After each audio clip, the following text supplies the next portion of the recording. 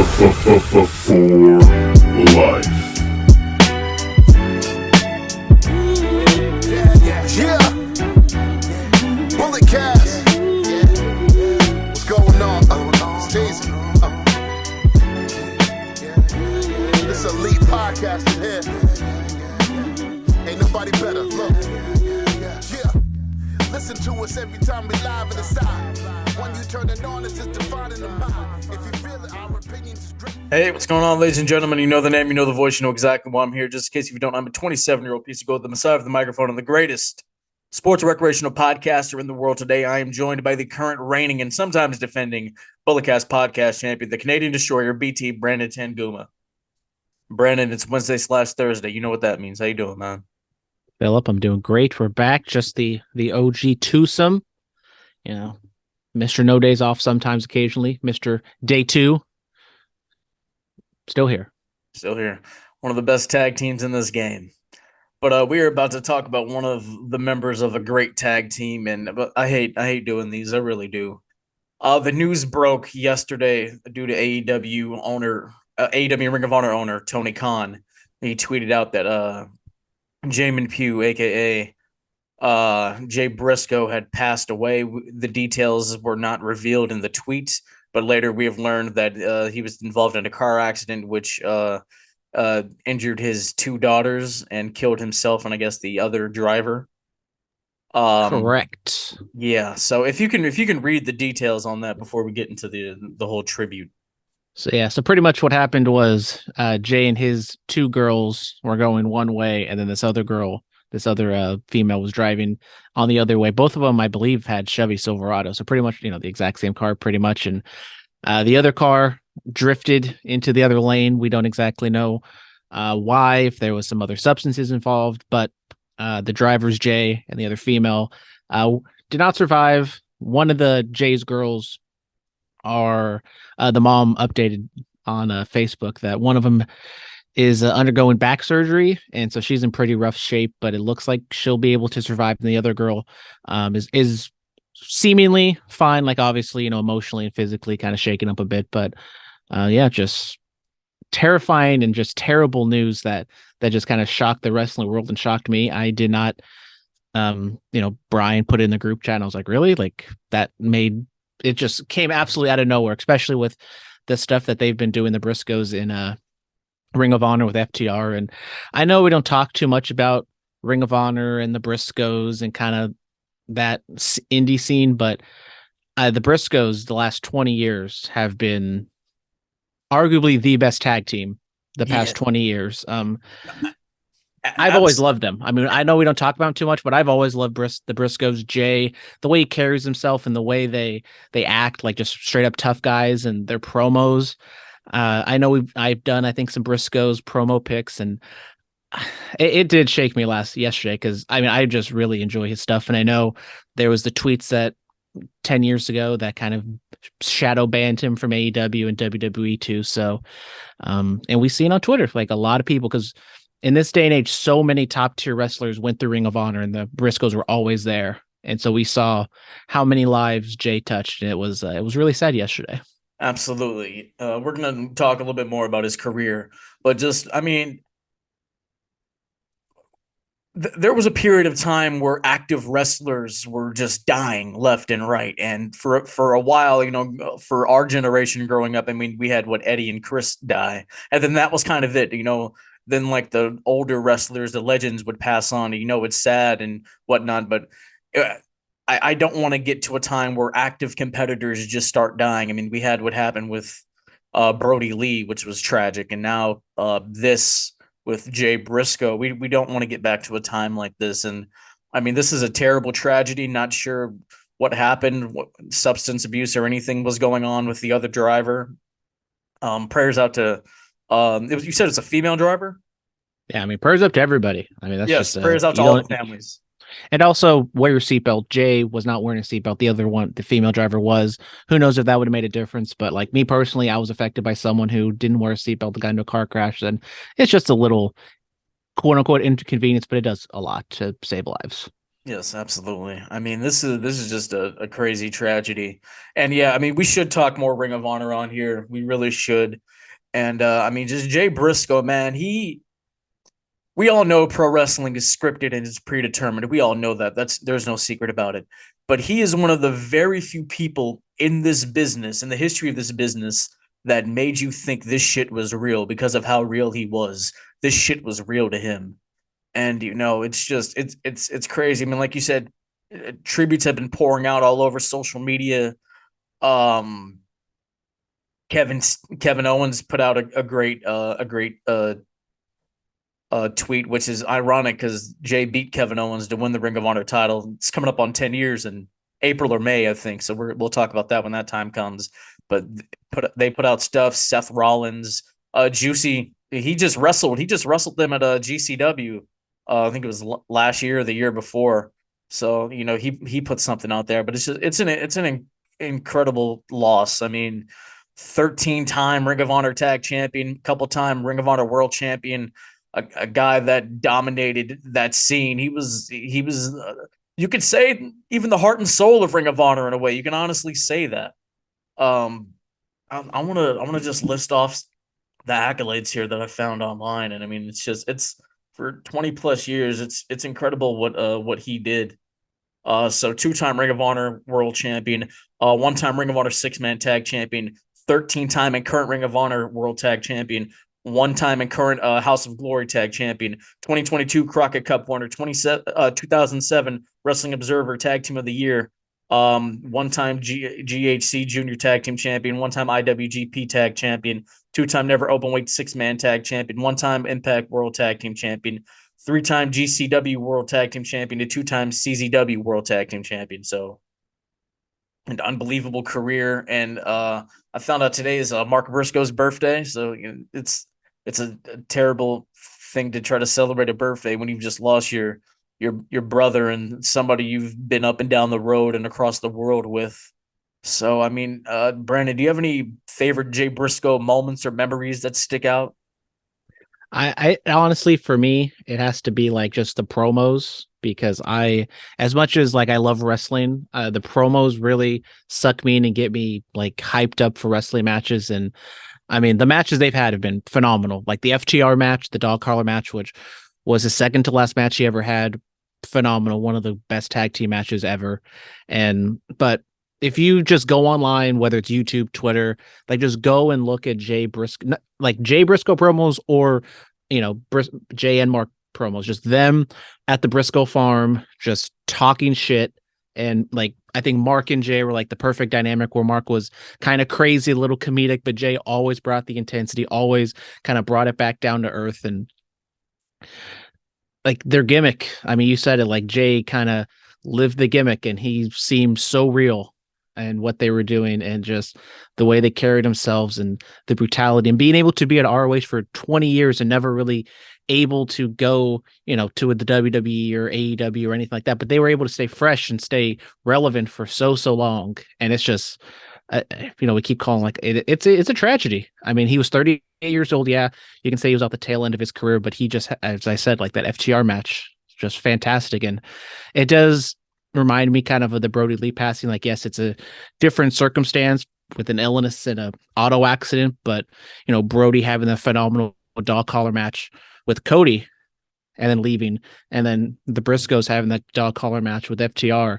and both of them were just fantastic matches. And you can call it the last match of their career, and it was a memorable one. And it just really sucks that we lost Jay. Absolutely. I mean, just thinking about it, man. I mean, the people he was in the ring with: Steen, Generico, Adam Cole, the Hardys, the Bucks, FTR, and Tyler Black, any and everybody in between, Claudio Castagnoli. I mean, the list goes on. He's been in the ring with the who's who in this business.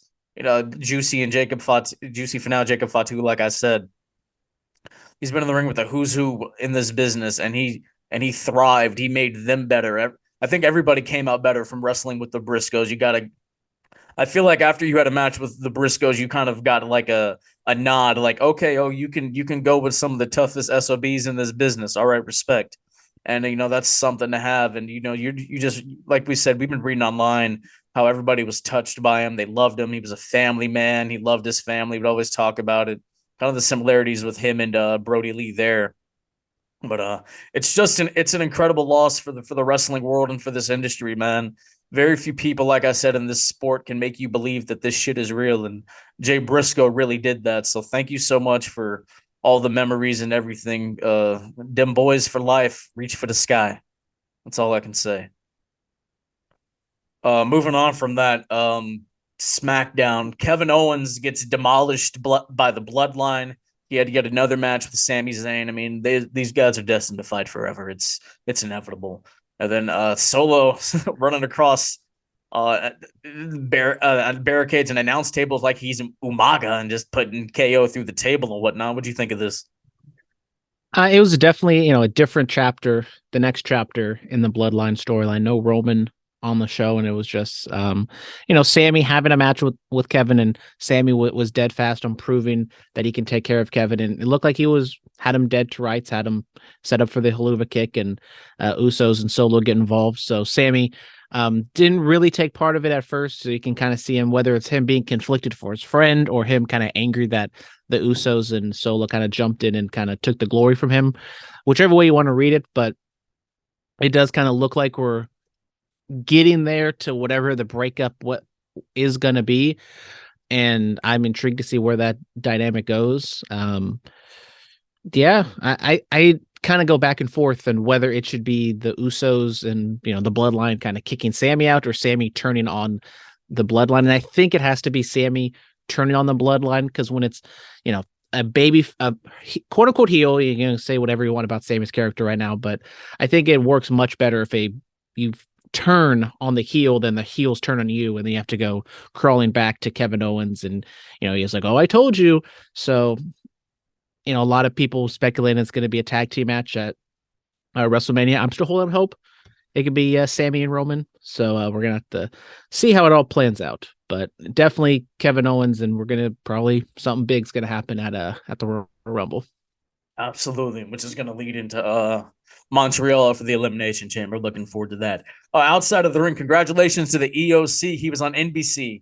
Shout out Big Fonz. He got to be the stunt double for Young Rock. He got to play The Rock during the ladder match scene from SummerSlam 98. Obviously, Rock and Hunter SummerSlam IC title ladder match. So congratulations to Big Fonz, man. I'm happy for the guy. Shout out. I do watch Young Rock. It's just something to kind of turn on and have your brain off. I have fun poking at all the holes in reality. But in this current last episode, they had someone, I forget what his name was, like Ice McFrost or whatever the hell his name was, and they made this person like a real a-hole and kind of ratted out to Vince that The Rock is a terrible person and shouldn't be pushed. And we're not gonna, we're not gonna guess or speculate who it was. The Rock isn't gonna name that person, so that's why they gave him a gimmick name, and it's obviously Shawn Michaels that person was portraying, which is still funny. All these years later, The Rock still has beef with Shawn Michaels.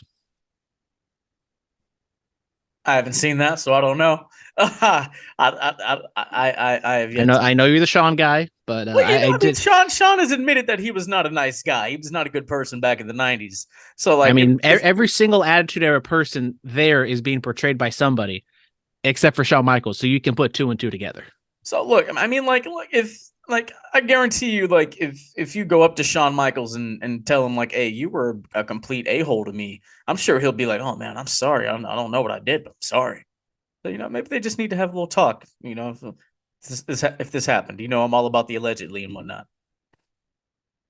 I'm not saying Shawn didn't do that or is in the wrong or right, but I just laugh at The Rock, who's in this very high position, arguably the most famous wrestler of all time, and yet still got a grudge against Shawn Michaels all these years later. Yeah, well, apparently he had a grudge against that kid that made fun of him when he was a kid and said that his dad wasn't Rocky Johnson. Hey, did you see that episode? I've seen all the episodes. You've seen all the episodes. I've seen okay. I watch it all. All right. WWE is removing indie content from their network. Progress, Evolve, etc. This is due to the potential sale of the company. It sucks, man. You know, I learned a lot about some different characters, some different performers, wrestlers. You get to see work from guys like Walt Gunther, who was Walter. You know, Tyler Bate, other people that popped up through those indies that are available on the network. So, watch them before they're gone. What are your thoughts? Yeah, I mean, I've never seen them personally, but I see the previews and stuff, and it's a good resource. There's a lot of good shows on there, and also, as you said, kind of looking at wrestlers who are on WWE now, what they were doing back in the day. So it does suck that Peacock, WWE Network, that stuff is getting taken off, but so be it. That's business. Yep. Happy birthday to the animal, Batista. He's 54 years old today. One of Hollywood's brightest shining stars. Yeah, shout out. I just saw the video on Twitter today of Xavier Woods was just marking out to Batista when he was doing his entrance at WrestleMania back in New York. Yeah. Hey, it's a great song. So I mean, it's fantastic. It's a great song. If I'm talking about music, I will call it a banger. That's the only way you're going to get me to say that word here on this podcast. There we go. Is if I'm referring to music, because that's the only way that word should be used in the musical sense, not in the wrestling sense anymore. Because all you guys out there on the internet have destroyed that word. Yes. You people on the internet. Batista was kind of a drip. He was a drip guy. This man was a fashion icon back when he was running around with the World Heavyweight Championship. Am I wrong? Now you are not wrong. And shout out Batista. Watch Glass Onion, great movie. Well, I'm not going to spoil anything, but I was a little mad about something in the movie. And I checked this before the podcast started. Jeff Jarrett is only 1 year older than, or I guess going to be 2 years older than Batista, which is just crazy because you think of Jeff Jarrett as this super old guy, and then Batista, who did get a late start. But I found it crazy that Batista was older than Triple H. That kind of blew my mind when I found that out. I was like, what? No, it's not possible. But it is possible. Moving on inside of the ring, Hard to Kill happened. Impact Wrestling's first pay-per-view of the year, a legit sellout. So that was great for them that they're doing that. I guess Scott D'Amore was written off or something. Haven't really been keeping up with Impact. But Santino Marella is now the, I guess, director of events going on in Impact Wrestling. He made his debut at Hard to Kill. They got the name. I guess WWE let the IP, the copyright expire. So what are your thoughts on Santino Marella showing up in Impact Wrestling? Kind of crazy that WWE let that slip. It's Santino Marella, but it's a big enough name that you would think they would let, want to control that name and that IP. But, having him on Impact, it's fine. He's kind of a comedy figurehead, a little serious. Was a Scott D'Amore kind of getting written off. So overall, from what I've heard, Hard to Kill was a really good show. The book ended by the men's match and the women's match. Phenomenal stuff from Impact. Absolutely. Shout out to my dog, Josh Alexander, still the longest reigning Impact champion of all time. Full Metal Mayhem with Bully Ray, his wife getting involved and getting mixed up in the tax with Bully. I saw that clip and I thought that was dope. Congratulations are in order to Mickie James, friend of the show. She wins her 5th Knockouts championship by defeating Jordynne Grace. Shout out Mickie, man. I'm happy for her. Another shout out Mickie. And shout out to Impact. Like, just with this storyline, if you had this in WWE under Vince's regime, then you might have been like, a little more disrespectful to Mickie and her career and stuff. And Jordynne, it wasn't like I'm gonna, old yeller you, old lady, but it was just, I love you. It's gonna be a great match, but I got to do what I got to do. And if you have to lose and you lose your career, so be it. Yeah. And I don't know how long this Mickie thing's gonna last, because whenever it was Bound for Glory 3-4 months ago, they were doing press conferences that it was the end, and here we are. She's still kicking. She is. She says she wants to wrestle women from WWE and AEW. Now, last year around this time, Mickie James was the Knockouts champion, and she went into the Rumble with the title. And we saw the Impact Women's title for like 5 seconds, and then she had to discard it. Yeah, could she run it back? Could we get back to back? Could we hear hardcore country next weekend? It is in Texas, It's in San Antonio. You never know. You never know. We're gonna get into the fan mail real quick. Dun, dun, dun, dun. Let's see. Fan mail. Here it is. Dan, saw this on the internet, thought you guys might get a kick out of this. Oh, I've seen this meme, but I'll read it here. So it's a picture of CM Punk holding the AEW title. and it says the year is 2024. The WWE AEW merger is complete. CM Punk has defeated Roman Reigns to become the WWE AEW multi-universe champion in the main event of All Out Mania. Somewhere in the distance, Vince McMahon sheds a tear and asks, "What have I done?" That would be funny. I am ROFL, as the kids say. What? Rolling on the floor laughing. I've never heard that before in my life. Okay. I don't know. Jack of all trades says, I'm hip. What's up, you fellow kids? Katie's not here, so now I'm the old person on the show. Oh, God, there you go. Jack of all trades says, love what they are doing with Bobby Lashley. He truly feels invincible, yet yes, he does. We're going to talk about that when we get to Monday Night Raw. Robert Walker, hated hearing about the news of Jay Briscoe. Prayers are going out to his friends, family, and fans. Absolutely T's and P's. Who 420? Who do you? Raw XXX. Seems like it's going to be one for the books. I love how they're doing it right before the Rumble as the big go-home show, even though the 30th anniversary was a couple weeks ago. Yes, January 11th, 1993, the first episode of Raw premiered.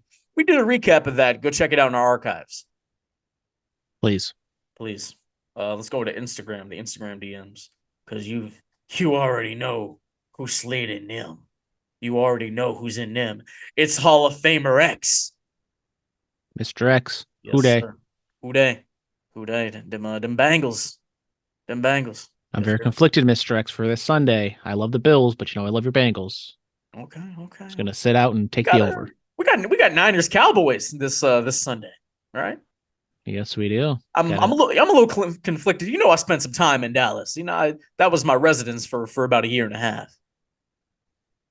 But I got to represent the Bay, even though I don't be watching the football like that. And Tom Brady, I know he must be pissed off. As someone who bet on Tom Brady, I am also pissed off. Look, I mean, my guy, he really gave up the wife and kids for this. I know. Hey, it's going to be all fine and dandy once he gets in that silver and black next year. Bro, if that happens, I don't want it to happen, but if that happens, I will go to Vegas and go to a Raiders game. You heard it here first. You heard it here first.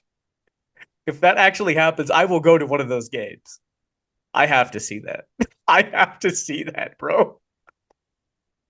That would be interesting as hell. Oh, man. Personally, I would rather have Aaron Rodgers, but, I guess the Raiders will take whatever we can get these days. Yeah. All right, let's There's a little sports talk for you guys. I know, Phillip talking sport. What is this? What's going on here? Are we in the multi-universe already? Are we in the multiverse already? Where's the multiverse where Phillip is the sports head and I'm just the guy who doesn't watch anything but wrestling? Where's that multiverse at? It's 2024 might be it. We'll see. I was honestly not expecting something like this to happen, but then again, this is very sad. Reminder of how unpredictable life can be. I keep thinking of Jay, obviously, but also about his family, especially his two daughters who were in the car with him and sustained very serious injuries. And of course, there is his brother, Mark. I can't imagine what he's going through right now. I'm praying for all of them. Tell the ones you care about that you love them. Who knows how much time we have on this earth? Very well said, Mr. X. Very well said.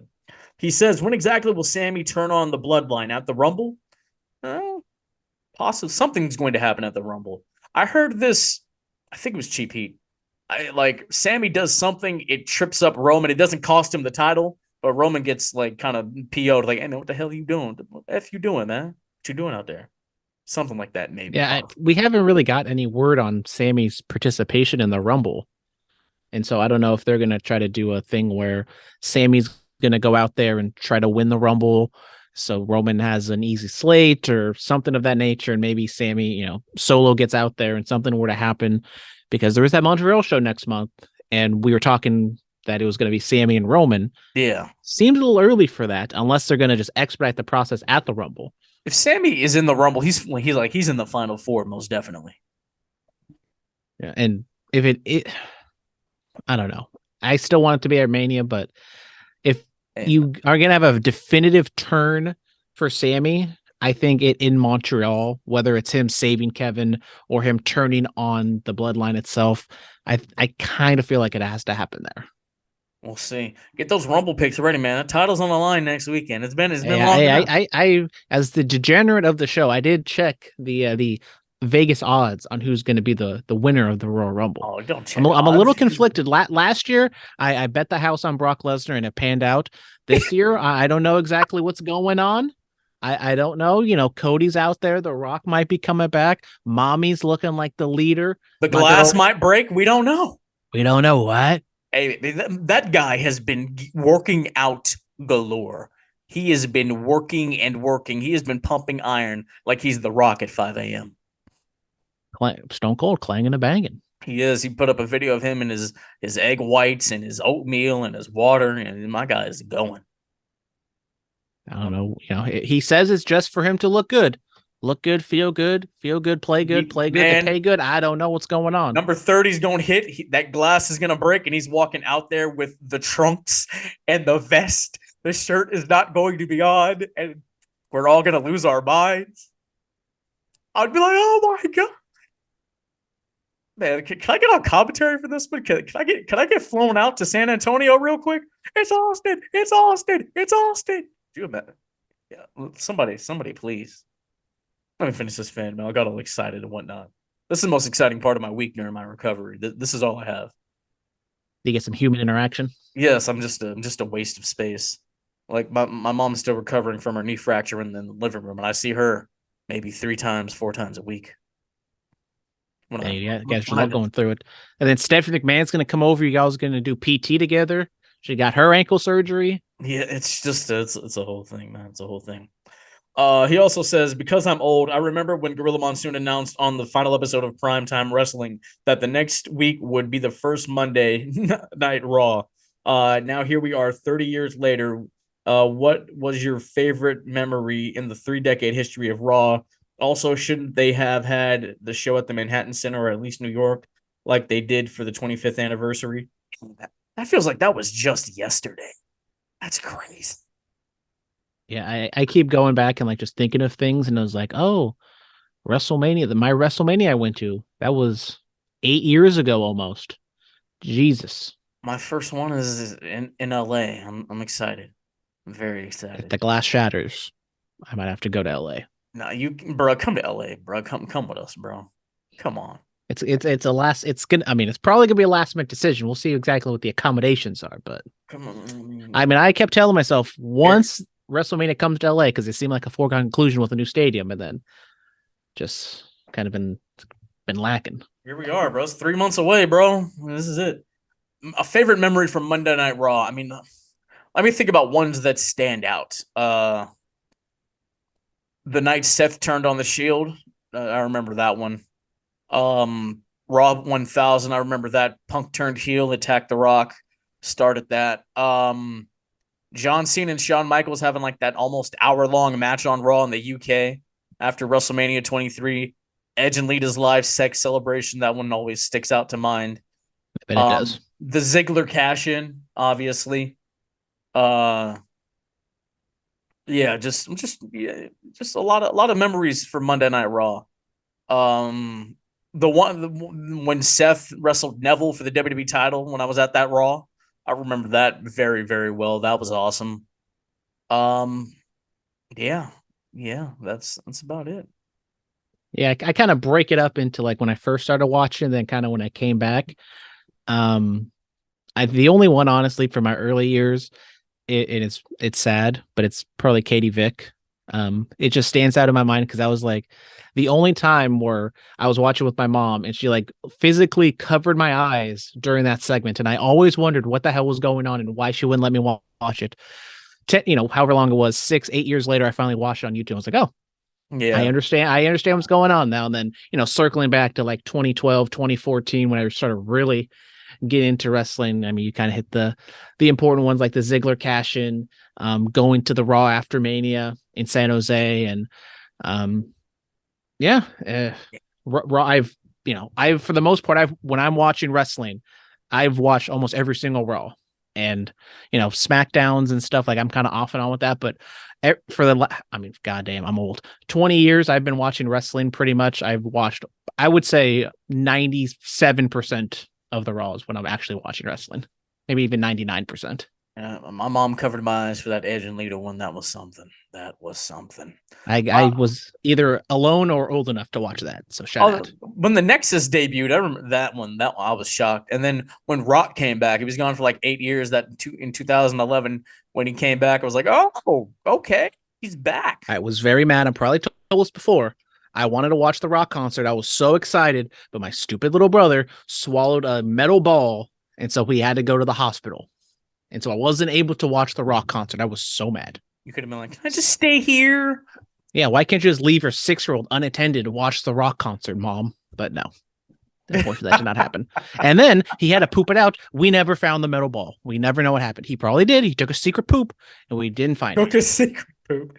Then he also, lastly, in Brandon's X says, don't know if you guys saw my Instagram stories, but I'm working on something pretty cool right now. That's awesome, man. I'd love to see it. All right. The Bloodline, they started Monday Night Raw with a promo. They said there's going to be an acknowledgement ceremony. Every generation of the Bloodline is going to be in attendance. Does that mean Dwayne? Is Dwayne showing up next? Is The Rock gonna make the Bloodline smell what he's cooking? I don't know. If The Rock is showing up, do you advertise that of him making his surprise on Monday and then doing the Royal Rumble on Sunday or Saturday? Well, they already announced somebody else, so I mean, another big surprise. I don't know.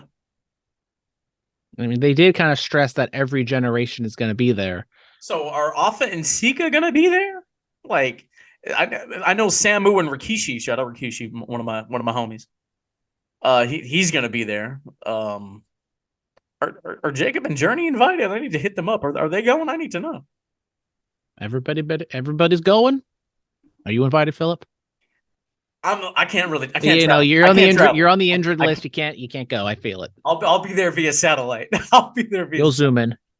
Yes, and then the Judgment Day come out, and so I guess they have an opportunity for the Raw Tag Team Championship. So it looks like we're gonna get a potential split of the tag titles.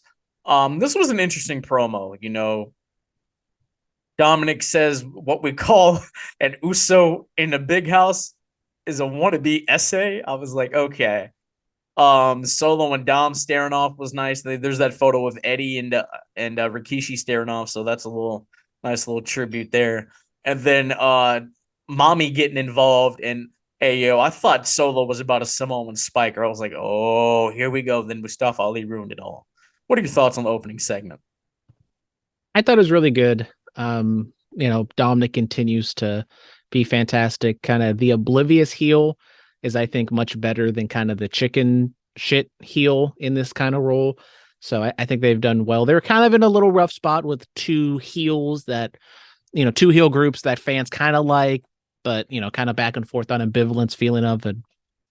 The stressing of it being for the Raw titles gets your antennas going of maybe they will split it or not. But if they establish it here, then I guess maybe that establishes possibly another person who were to win the Royal Rumble should just take one of the straps off of Roman later down the line at WrestleMania. Because for the most, I mean, I can't remember if they've even done just one title one. Did they do the SmackDown titles, or was it for both titles last week with Sheamus and it's been for both titles since they've had them. Yeah, so that's why it was kind of weird they just specifically singled out the Raw ones. Yeah. What are your thoughts on not Dominic? What are your thoughts on Ali versus Solo Sikoa and then the KO run-in? I mean, it's Mustafa Ali, so it's kind of hard to really get too much invested. You know where they're going to go. So Solo beating Ali, a decent little match, a squash match kind of for Solo, and then Kevin Owens making the run-in, continuing to kind of move the story forward, even though it didn't really do too much, especially without Roman there. But yeah, it's I don't know if we're going to get we're probably going to get a big angle on Raw, whether it's a Rock or a KO beatdown or something or another to like really hammer home. Because like right now, it's the Royal Rumble. And I know it kind of sells itself, but I don't know. I just kind of don't feel like that excited for the Rumble and like the matches and everything kind of set up, because it's just kind of like the Bloodline stuff and that's it. And then like the Rumble is like just the Rumble. It's just kind of there. You know what I'm saying? I do know what you're saying. I do. I understand. I understand. Oh, this was a cool little match. I thought it was all right. KO, just not losing no steam, just coming out there, willing to fight everybody. I like that. Makes me feel some type of. Makes you feel fuzzy inside. No. The Jay hugging Sammy got me all fuzzy inside. Okay. This just makes me feel rebellious. I just want to go fight people when I'm back to 100%. Just want to go and fight like 4 people at a time. Phillip, once you're back up on your feet, we need you to recreate the Kevin Nash angle with the cast. How about that in that wheelchair? Well, I may be making an appearance somewhere soon. We don't know. We'll have to find out. Cody Rhodes is in the Rumble. That's why this episode is entitled Rhodes to the Rumble. There was another video package about his surgery and his recovery, and the rumors have gone out that he is at the Performance Center training for this, and he's selected Carmelo Hayes and Joe Gacy to get him in ring ready. So that shows that they're doing something right down there in NXT. Yeah. What are your thoughts on them announcing Cody in the Rumble? I mean, we'd all speculated that he was going to be in there. They probably should have gone with he had a little bit of a setback. We'll see where he is. Maybe he might be back in time for Mania. Blah blah blah. What do you think? Well, he was on the poster. He was a very, on the very high end of people we thought were going to win the Rumble. So I think it's just kind of one of those cases that you're not really surprising too many people if he shows up. So just kind of get out ahead of it, announce it. Kind of similar to that's why I kind of feel like if you're going to have The Rock, maybe save it because you already have the Cody stuff. Don't, advertise The Rock ahead of time. But The Rock draws more eyeballs than Cody. So, I mean, who knows? Shout out Pharaoh and Brandy. They got a Raw appearance. So that was fun. Shout out Pharaoh. Well, the goodest of boys. I've yet to meet Pharaoh. Well, you don't like dogs, so. I'll make an exception. Okay. I will make an exception. I'll make an exception. You heard it here first. No? Phillip loves Pharaoh. Oh, shut up. Put it on a t-shirt. Yes. The Profits defeat the Hurt Business. They get a big win over Shelton and Cedric. MVP tried to get involved. There was a little clunkiness there, but yeah. What are your thoughts? Angelo Dawkins is killing it. Hey, it's the Hurt Business. I mean, I think they're so talented, Cedric and Sheldon, but they've been so diminished at this point that I don't know exactly what you can do with them. So, like a solid match, but the Street Profits need to get the win and kind of reestablish themselves, whatever the tag team division is going to be going forward, with or without the Usos being champions. So, I mean, the Bobby Lashley stuff, Hurt Business kind of out there. I just feel like it's just separate them. Don't have them come back together because, as I said, Cedric and Sheldon at this point, I just don't know what they add to the act. Shelton Benjamin adds the experience. Cedric Alexander's the young upstart. Bobby Lashley's the established star. It's basically evolution, brother. Come on. I mean, Cedric, the young upstart that got a contract like.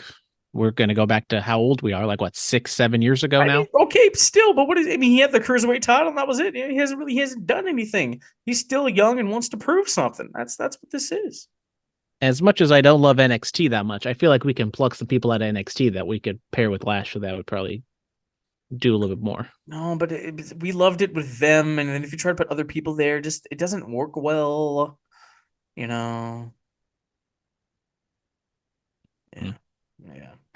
Becky Lynch and Bayley had a promo. Shout out Bayley wearing the Niners jersey on Monday Night Raw. We got some stuff in this promo. Bayley saying that I was left down at NXT. You took my spot, and Becky talked about how she left, but she had to work to become the man. Bayley was like, "Oh, you just became the man because you got punched in the face by another woman." Blah blah blah. I was like, "Oh yeah, I like this. We getting to it now." It is kind of awkward, doing the 4 horsemen shtick with one of them gone and Charlotte just kind of doing whatever she's doing on SmackDown. So, running that back, it should be a good match next week. Steel cage between those two. Unfortunately, a WWE steel cage match does nothing for me. It just kind of is like, oh, okay, Howard, it's supposed to keep Damage Control out, but I just have no faith that that's what's going to happen. Hopefully they prove me wrong. But it was a good a good promo from each of them. maybe could have wished not like wished, but kind of thought Becky could have like, pointed out her own heel flaws and just say how she's learned from them, and maybe Bayley could do the same. But two pros, two friends who they could do this 1,000 times, and it's gonna be good. Absolutely. Maybe they should just have a Hell in a Cell match. There's a roof on it, so nobody can get in. Maybe we should just do that. Yeah, until you bring out some bolt cutters or Brock Lesnar to rip the door off, or Kane. Actually, no, don't bring Kane back. Kane can just that's gotta be Kane. Kane can stay in his marital office, can make dumb tweets about masks. Yes, yeah. Even though he wore one for the majority of his career. Yeah. He got famous because he wore a mask. It's irony. It is irony. I think you would like masks more often. Dun, dun, dun, dun. All right, moving on from that. Judgment Day defeat Alpha Academy. Thank you. Shout out to Chad Gable, the diving headbutt halfway across the ring. And that's a lot of ground to cover. I've been in a ring that's smaller than the WWE ring, and that ring felt like it was pretty big. So that's incredible athleticism, just to jump that far. So much athleticism. But yeah, what are your thoughts on this?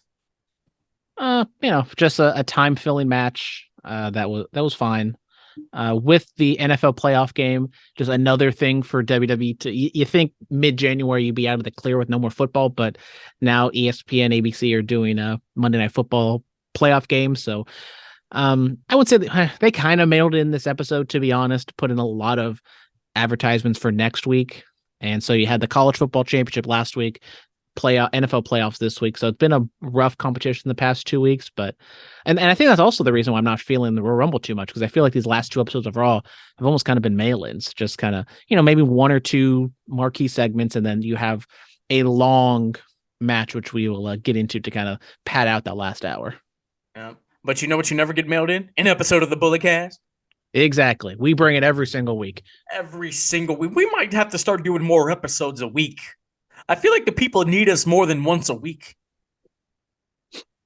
I feel like they do. Let us know, people. Because I'm not doing nothing. I am bored beyond my wild. Since we did episode, then next, in a couple of days we'll get Brian and Katie on to do an episode. See how that pans out. I don't know how that would go, but it would be interesting. Something needs to be going on. I might get in my resources. I might see. We might have to do a podcast with somebody that doesn't even live around us. I might have to hit up the resources in New York. I might have to. I don't know. We'll see. The EST returns. Bianca Belair returns. She gets in a brawl with Alexa Bliss. Uncle Howdy is at the the exit way out in the fans, and Bianca gets DDT'd on the floor. Yeah. The Bray Wyatt stuff in this angle, it's kind of just there. I don't know. It's kind of just meh. I'm not the biggest fan of Bianca and Alexa just kind of recreating like movie scenes and doing that type of stuff. Like when the visual of Bianca slowly creeping up behind Alexa from the barricade, I thought that was just so choreographed and cheesy. And then you have Uncle Howdy in the hallway spooking her. That is the problem with like the Bray Wyatt stuff, is the faces have to sell it to kind of make it scary or threat, but then it also kind of it's a very hard balancing act with this Bray Wyatt stuff in a wrestling scene. You can't be too over the top, but then you got just a little bit, and that kind of makes you look like a dope. I will say this: the reenactment of Scary Movie was great. I will say that. I thought that was great. They deserve an Academy Award. Yes. I don't know about all that, but sure. Okay.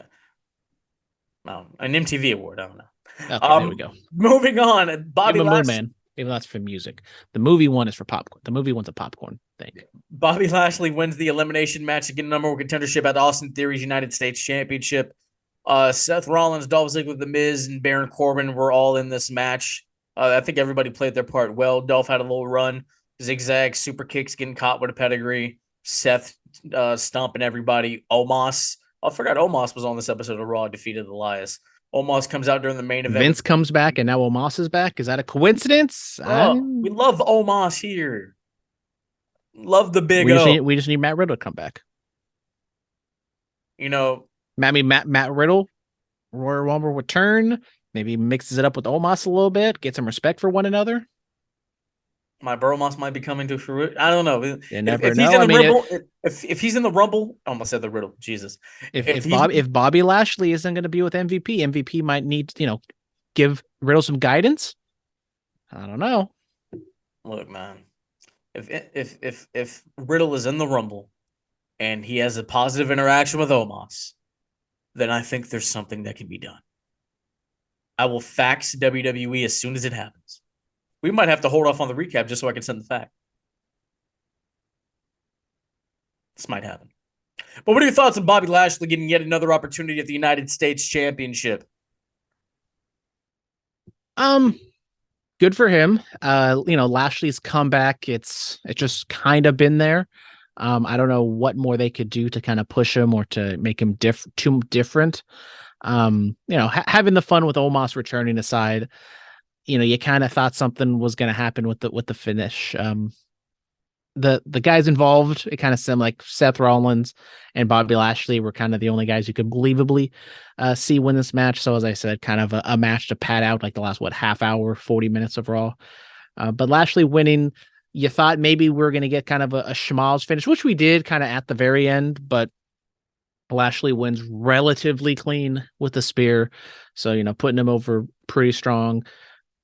I would be shocked if he beats Austin Theory. I think they've done a good job with him, and rumor has it that they filmed something with Cena. So I just think having Austin Theory take on Cena for the U.S. title, I think would be great. Cena can always just go back and say, win the first title, try to get back the first title he had in WWE and showcase he's not done, and Theory can just be Theory. I'm cool with that. Okay, I see. Moving on to AEW Dynamite. Top Flight wrestled the Young Bucks, and they won. They did win. This was in Fresno, by the way. Shout out. A lot of wrestlers, including the Young Bucks, had on a Jay memorial band. So that was nice to see. We got the Young Bucks paying tribute with the. Before we continue, I would like to note that it was mentioned on NXT. I thought that was a nice touch. It was, and there was supposed to be some sort of funeral angle that New Day was supposed to do, but that got nixed. Thank God. But yeah, good match with the Young Bucks and Top Flight. They really did kind of hammer home that the Young Bucks haven't wrestled I almost said like a doubles match, a tag team match since July. So I think that's the way they're going, is calling them a little rusty. I am glad to see the Young Bucks in the tag team division, not just kind of handcuffed to the trios division. So that's good. But remember, one of the first episodes of Dynamite, Private Party beat the Young Bucks, and that didn't really do too much for them. So we'll see where Top Flight goes from here. Bro, where is Private Party? I loved them. They were fun. Where are they? I think, is one of them hurt? I have no idea. That one's on me. I'm just glad the Acclaimed is okay. I'm just glad they're the champions. They're healthy, but are they good? Daddy Ass yelled at them, and now they're going to therapy with the Ass Boys. Apparently, they are. That was the segment. I'm excited, to go to AEW and just hear the Max Caster rap. That's probably what I'm just going to go for this for. I'm probably just going to go to a Dynamite and the pay-per-view just for that. And then once he does it, you're out. Yeah, the Acclaim top of the world, on it. Yeah. What are your thoughts on this segment with the Ass Boys, Daddy Ass, and the tag team champions? I mean, it was short. The Ass Boys just come out, kind of yell. The Acclaim interrupt them and do the rap, and then a little fight, and then Daddy Ass tears off one Ass Boy and one of the Acclaimed. So he wasn't showing any favoritism, but we're kind of running this back. So I don't know if we're going to get one big group. So that's going to be interesting. The Acclaim and the Ass Boys continue to be one of the more sports entertaining WWE-esque acts on AEW. So I guess maybe they're going to combine them and We're gonna have some zany family therapy session. I don't know if Kane, Bryan Danielson, They're gonna and get Scorpio the Sky are gonna therapist, show up. bro. They're gonna get the therapist from that segment. What's his name? Dr. Shelby. Yep. Yeah. Maybe they get Mercedes Monet to just hang out in the background because she had to go to therapy with Bailey. Monet. I'm excited for that show, man. I really can't wait. I'm gonna be leaving to go to a wrestling show. I can't wait. It'll be great. All the Bullet Cast boys will be there. We'll see. We'll see. We'll see. Well, we're planned to be there. Yes. Hangman Page had an interview with Renee Paquette. What are your thoughts? It was good. Kind of an awkward dynamic with Renee and Hangman. Hangman kind of alluding to possibly patching things up with the Elite. Yes, he said, and I quote, "Mend some fences that needed mending for a long time." And then he told Renee to say something to John or to say something to someone, and he was like, no, forget it. So it looks like we're going to get maybe another anxious millennial cowboy storyline. Hey, there we go. I'm down. Let it play out. Let's have a big Elite reunion at the pay-per-view. I'm down for all that. But I just hope Adam Cole stays away. I think Adam Cole Baby. at this point should not be associated, not like in a bad way, but just should be on his own journey, not be with the Elite right now. Adam Cole, go back to Ring of Honor? No. With no CM Punk, I think Adam Cole should be like the marquee top babyface for that company. There we go. Ricky Starks defeated Jake Hager. He was not worried about the hat during this match. Got speared and pinned, no? Yep. Just decent little match here with Starks. Gets the win, scurries off. Ricky Starks continues to kind of float in that upper mid card, getting wins, just kind of being there, and he continues to be one of the more popular guys on the roster. Absolutely. Bryan Danielson defeated Bandito in a great contest. They went for it. They did the thing. Were you with me when Bandito was out here wrestling Jacob? Were you with me at that West Coast show? I was not at that West Coast show. Maybe I was. I think yes, I was. I've seen Bandito live, bro. Like that dude is awesome. That dude is legit. So this was a lot of fun to watch. What do you think? Yeah, it just continues to be the Danielson has fun matches against an array of opponents. Not too much from MJF. MJF does like a promo afterwards, but it wasn't anything too controversial like it was last week with Takeshita. And he's going to face Brian Cage next week. MJF is going to pay Cage, so maybe he's going to be a little more motivated and he's going to be angry. But I would assume Danielson's going to get that win. Yes. MJF had a promo, called himself Masked Max, and you're not going to want to fight him when the mask comes off, and then he slapped Brian Cage. There's a lot going on. Yeah, a lot of stuff was going on.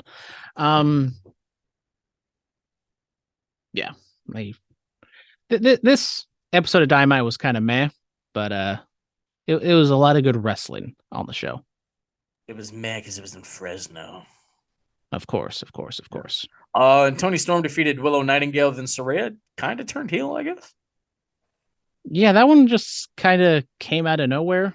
You thought maybe they were going to do the Sheeta turn, but no, just Tony Storm and Saraya beat down on Willow Nightingale, one of the most happiest of happy baby faces on the roster. So shouldn't be too much of ambivalence.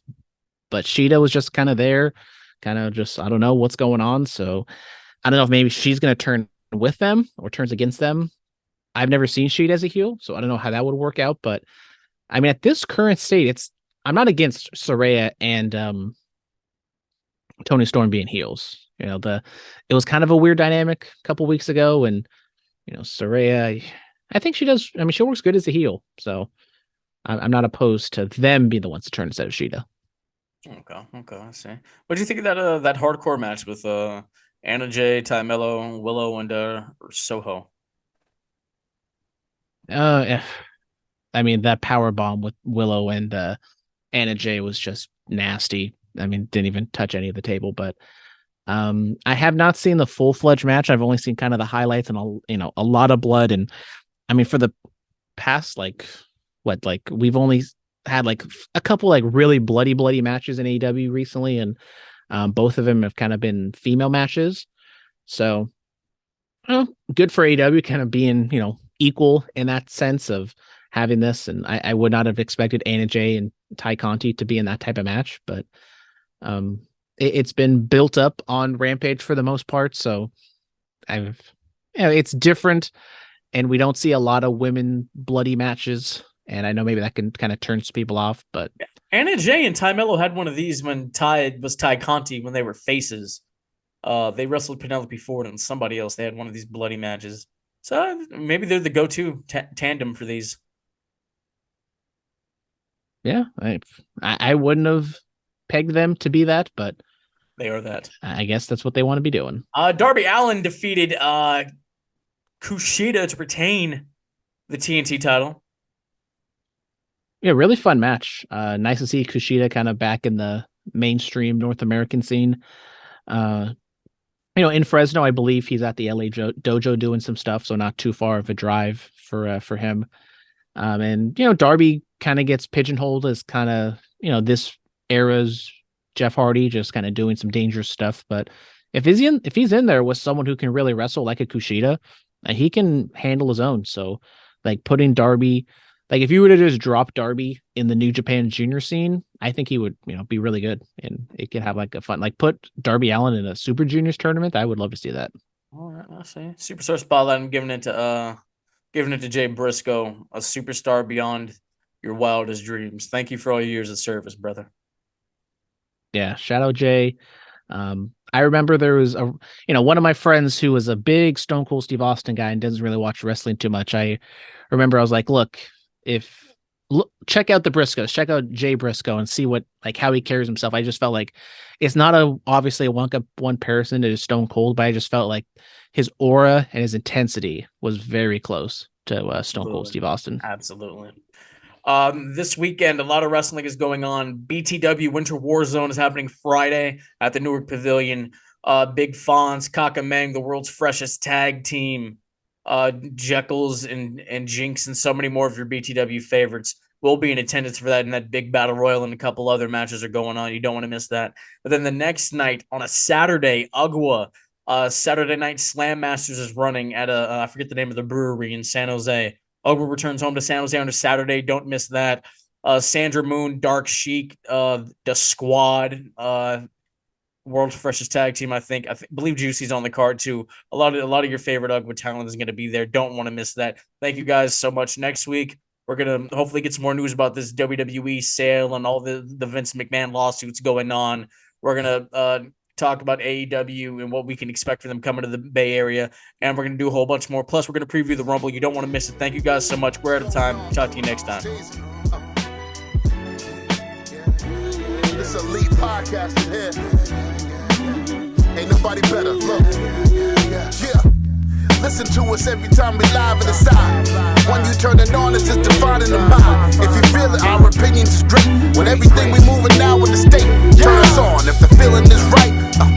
Every opinion now comes from the heart. No time we move with a part. We on the radio, it's wrestling. Time's aggression. Here is the feeling in the proof. Get the lesson. And if you want to prove it to you now, here's the feeling in the time. This has been the Bulletcast. Thank you for listening.